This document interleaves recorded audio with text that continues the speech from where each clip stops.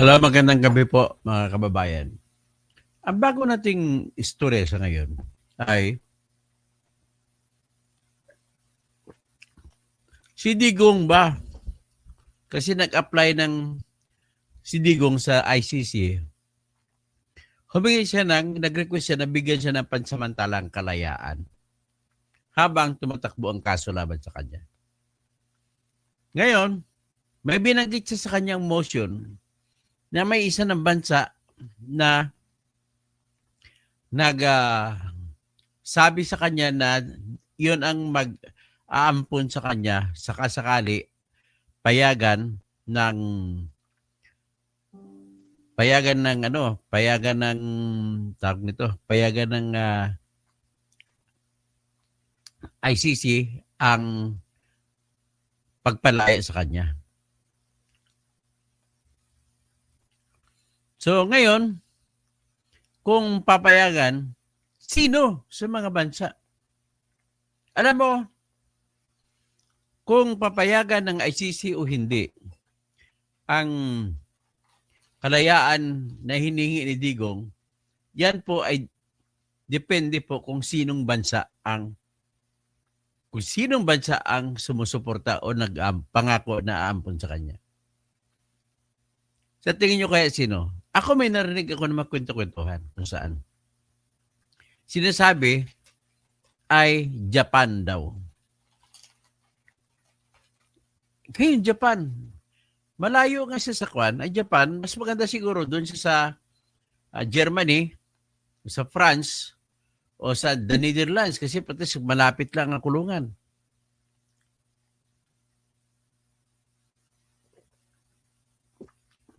So ngayon, kung gano'n, ang tanong, may chance ba na aaprubahan ng International Criminal Court ang pag-apply ni Duterte ng pansamantalang kalayaan? Sagot, sabi ko kanina, depende po sa anong bansa ang nag-sponsor sa kanya. Yan. In other words, kung walang bansa mag-sponsor sa iyo, ay hindi rin aprubahan. Kasi kailangan ng bansa na mag-sponsor ay kasapi rin ng ICC.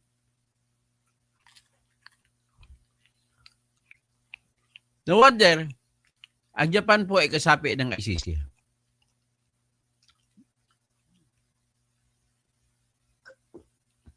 So, kung mabarapatin ng Japan at Japan nga mag-sponsor at ang nag-sponsor kasi nag-apply yung abogado ni Duterte, tinago lang ang pangalan. Ngayon, kung Japan, naku, patay. Bakit sabi ko patay? Malamang po aprobahan dyan kapag Japan ang nag-ampon kay Duterte. Anong dahilan? Dahil po Japan ang pinakamalaking contribution sa ICC para sa gastusin nito taon-taon. Umabot po sa 16% ang binibigay na pera ni Japan taon-taon sa ICC. Kumbaga, magkano kailangan ng ICC para mabuhay? 16% po niyan ay binibigay ni Japan. At ang Japan pa ang pinakamalaking bansa na magbigay ng tulong sa ICC. So ngayon, napaka-powerful. Nang ibig sabihin, paglalabas na Japan pala ang humihingi, nakikiusap, ay malamang igagrant ng ICC yan. Sino ba naman mga ICC judges na kukontra kung Japan na nag-certify? Pag Japan nag-certify, at tingin mo may bias dito? Sabihin na natin na may bias ang Japan. Pero kung Japan po mag-request, ano masasabi ko dyan, Ronnie Uploader? Kung Japan ang mag-sponsor, hindi kayang tanggihan ng ICC ang Japan. Ibig sabihin, kung ma-approve man o hindi ang pagpalabas kay Digong na pansamantala, depende sa backer. O, sabi ni Digong, MBA, may backer ako. Sino yun? Sumasagot na sa kanya yun. BBF. BBF na yun. Ano ang tawag? BFF. BFF ni Digong yun, yung Prime Minister dati dito, yung Japan. Si Shinzo Abe. Si Shinzo Abe na Prime Minister ng Japan ay isa katanging Prime Minister sa buong mundo na bumisita sa bahay ni Duterte sa Davao City. So kung ano na, kung Japan ang mag-sponsor, ala na, suko na. Suko na, sigurado na sa Japan na magiging hapon na si PRRD. Ganun po ang mangyari diyan. Oh, bibisitahin siya lagi nila ni Ronnie Uploader. Lahat naman ng Pilipino sa Japan, araw-araw piyesta. Pag nandiyan si Digong. Araw-araw. Pasyalan nila si Digong sa Japan. So, ganun po ang katotohanan ng buhay. Ngayon, may kinalaman ba ito sa kaso? May kinalaman din sa kaso kasi natural lamang po sa lahat ng kinakasuhan na pwede makahingi ng pansamantalang kalayaan. Sa Pilipinas po, inatawag na piyansa, magpapiyansa ka. Pero dito, wala nang piyansa. Pag binakapan ka ng isang bansa na kasapi ng ICC, kung ang Japan ang mababakap sa'yo, ano na, parang wala ka ng kumbaga, pwede mo nang ipagpusta pag Japan, pag na-aprobahan yan. Kapag Japan mangangako. So ngayon, ladies and gentlemen, may ipapakita po ako sa inyo na isang istorya, no? Pinalabas ng ICC. Na ang Japan ay pinakamalaking contributor ng ICC. Dito nang galing sa contribution ng Japan ang sweldo ng mga judges tsaka prosecutor. Kung nagsisweldo pala ay Japan, sa tingin mo ba kukontra ba ang ICC prosecutor sa motion na binakapan na inampon na si Duterte? Ganun na kasimple ang usapin dyan. Siyempre, ang tinitingnan ng ICC judges kung sino ang backer. Mapagkatiwalaan bang backer. Yun lang. Ibig sabihin, nangako naman kasi ang abogado ni Digong sa kanyang kaso, sa kanyang motion, na ang bansa na umampun sa kanya ay naninigurado na bantayan nila oras sa oras si Duterte pag doon sa kanilang bansa. So nakita nyo yan? Balita yan sa ICC. Nakalagay, Japan, top financial contributor to International Criminal Court. Yan po ang katotohanan. Pag binasa natin, as shocking military operations continue to escalate in Ukraine and Gaza, the International Criminal Court is coming under the spotlight due to actions such as its issuance of warrant of arrest against Russian President Vladimir Putin in March 2023 as a permanent international criminal court. The ICC tries individuals who violate the international humanitarian law, which needs to be upheld even in times of war. So, ang Japanese pala ay permanent member siya ng yan pala ang kanilang yung commitment. Yung kanilang bigat na contribution doon. Alam mo, sa Japan, sa noong taong 2000, 20%, ibig sabihin kung 100, sabihin na natin kung 1,000, kung sabihin natin 100 billion, kung 100 billion ang pundo ng ICC, ay 20 billion dyan ang binibigay ng Japan. Yung iba hati-hati na.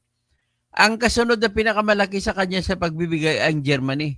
Pagkatapos ang France, bababa pa nga yung the Netherlands eh. Pero ang the Netherlands, nagbibigay naman ng tulong na gagamit sila sa lupa at pagmamantili. Police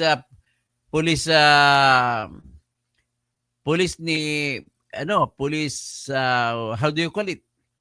Police contributions. Sila magbibigay ng police na magbabantay ang bilangguan ng isa sa bilangguan ng the Netherlands ay ginugol na para lamang sa ICC. So maliban sa tulong nagdidilan, may pera pa binibigay, may police support pa, at saka yung sabihin natin na colony or penal facility support. Ganun po ang nangyari.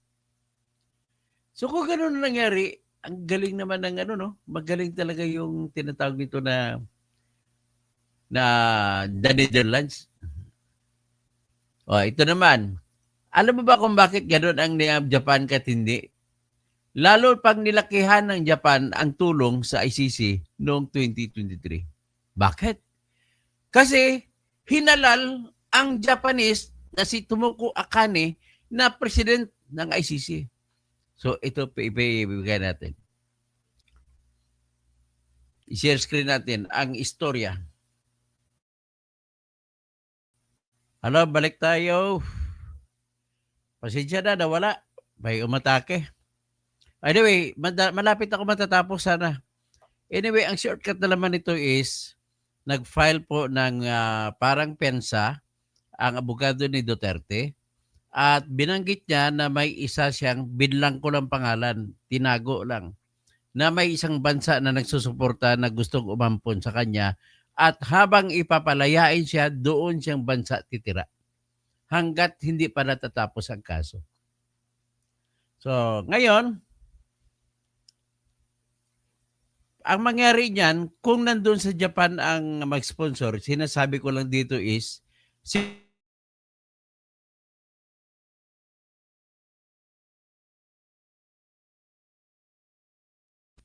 ang titingnan ng ICC hindi si Duterte nang hingi, kundi ang bansa na ang bansa na humingi. So, paano yan? Kung sa Japan, number 1 contributor po ang Japan. So, sabihin natin, magkano ba ang binibigay ng Japan na tulong sa ICC? Ang tulong po ng Japan sa ICC ay umaabot sa yung top contributor siya. Ito. Nung nagpahalal ng election sa ICC, gusto ng Japan na ang presidente ng ICC ay Japanese. At para manalo silang Japanese, parang nilakihan pa nila todo ang kanilang tulong sa ICC. So, ito po yung ipalabas ko yung balita na yan.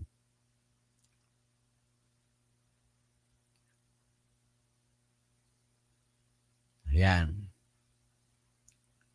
Yan ang Japan na balita.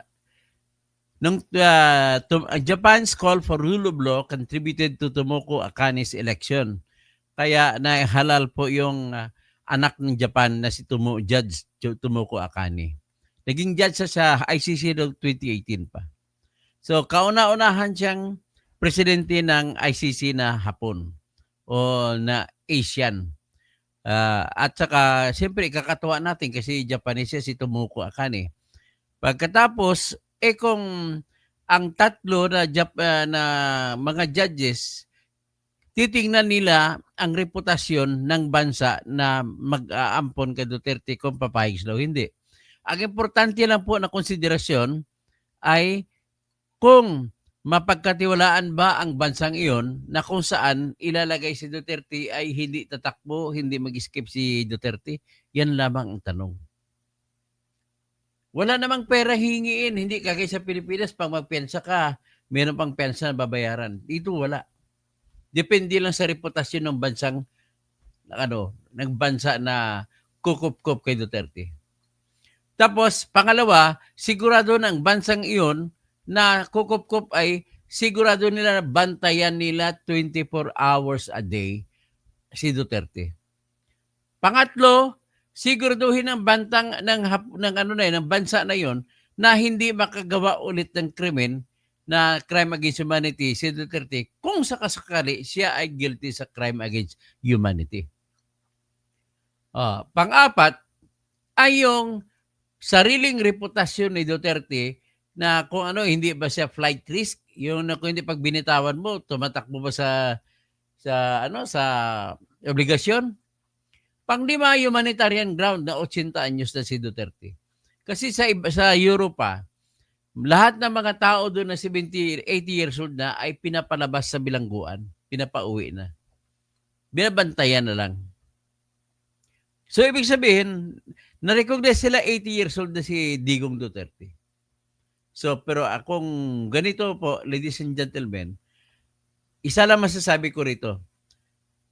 Sapagkat may backup ng bansa na kukup-kup kay Duterte na kung saan si Duterte ay titira pag siya ay papayagan ng ICC, ang katotohanan po ng buhay, real talk lang, practical lang, ay wala po ano po ang kapangyarihan ng ICC judge na tumanggi. Ang bansa na, kahit sinong bansa dyan na kasapi, ay nagbabayad.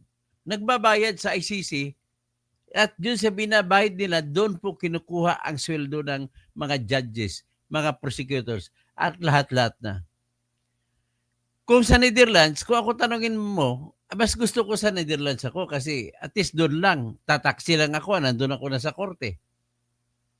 At sigurado na aprobahan ka ko sa Netherlands. Pero sa Japan, pwede rin aprobahan. Kasi nga, uulitin ko lang, pinakamalaki po na contributor sa ICC ay ang Japan. So, ipakita ko sa inyo yung datos na kung magkano na po yung binibigay ng Japan. Si Germany nga, 300 euros lang eh. So, taob pa ng Japan ang ibang bansa. At ang dahilan, pangunahing dahilan bakit Japan ay malaki ang kanilang binabayad. Kasi po, ang unang basihan kung magkano babayaran ay yung kung magkano ang binabayaran ng bansa na contribution sa United Nations. At ladies and gentlemen, maniwala kayo sa hindi. Hindi po Amerika, hindi China, hindi Russia, at hindi ko ano pa mang bansa ang pinakamalaking binibigay na contribution na para gagamitin sa operasyon ang Japan sa United Nations. Pinakamalaki ang Japan. Ngayon, pinakamalaki rin ang Japan na magbibigay ng pundo para sa mga sweldo at pagpatakbo ng International Criminal Court. Yan po ang katotohanan. So, ibig sabihin po, makikita nyo rito kung gaano kamahal ng Japan ang tinatawag na rule of law. At sinisiguro ko sa inyo, parang sigurado na rin na maaprubahan. Kahit pa mangiyak yung mga biktima kasi nagpahayag ang mga biktima, tutol daw sila sa papalayain si Digong. Ano magagawa nila? Di ba, Jorim? O ngayon, kung lalabas si Digong Duterte, ang mangyari niyan, agya manak apo. Welcome. Ito mga iba naman kasi, mga biktima, naintindihan ko naman po ang inyong damdamin, namatayan kayo. Pero dapat nyo rin pong tanggapin ang katotohanan na kahit sa Pilipinas may tinatawag na piyansa. So kung magpiyansa siya, babantayan naman siya ng gobyernong Hapon. Kaya sinasabi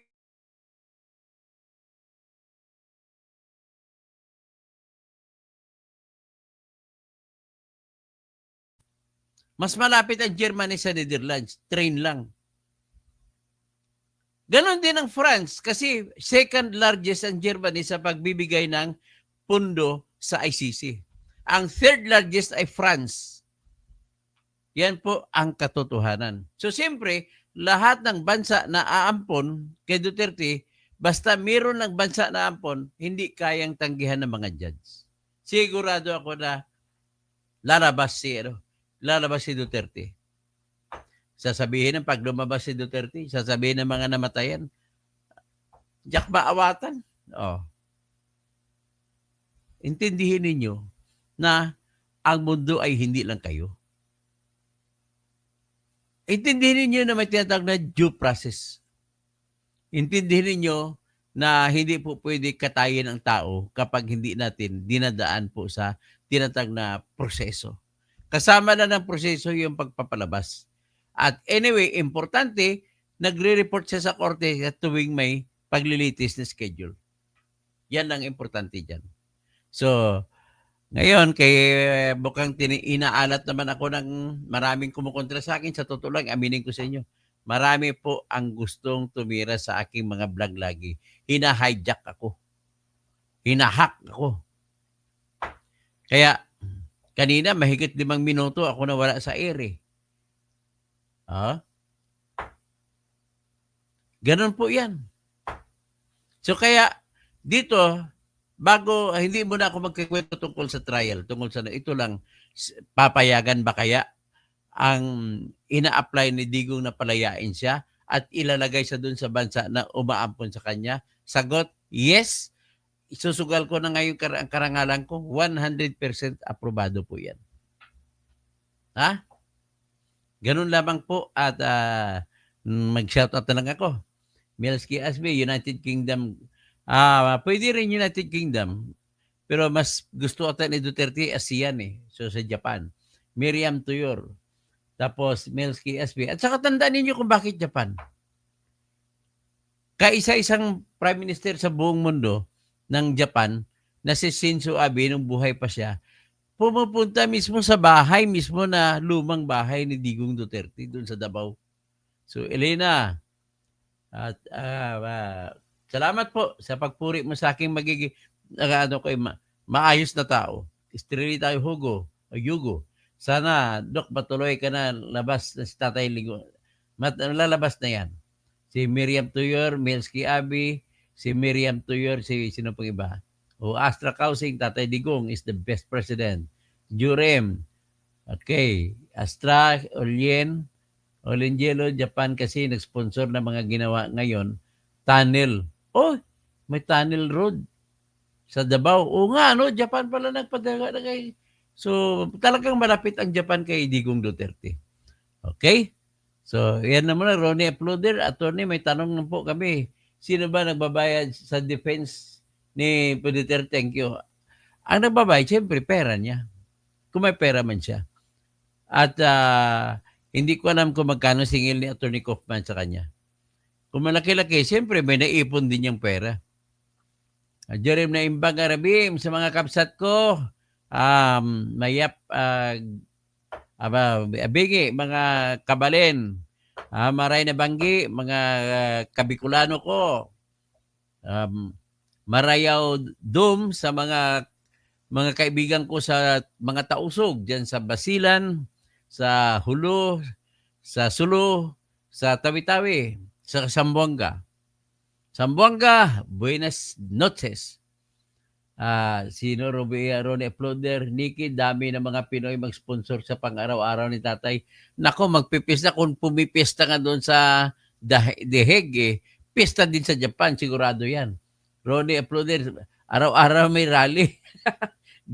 Gregorio Babaran, Japan para malapit bisitahin. Mas malapit Japan, parang Davao City lang yan. Pupunta tayo doon. At interviewin natin ang si PRRD, Leonie Cantiga, nagurgur, walang lumalabas. Okay, nagurgur ako kanina eh. Gregorio Babaran, pwede pa kaya kunin ng defense team? Ako pwede nila kung kunin as advisor lang sa defense team. So Fred Ibora Zuaita, Judge Tomoko Akani, ang current president, kaya po naging president siya Fred, kasi pinaka-top hiningi ng Japan mismo, tsaka pinakamalaking kontributor ng ICC ang Japan. Si Abisja, ba't nawala sir? O sinasabi kanina, hinak ako po kanina. Shirley Ann Lansang, bakit po walang sound kanina? O yun po. Si Valerie Serna, si Ronnie Uploader, sino pa?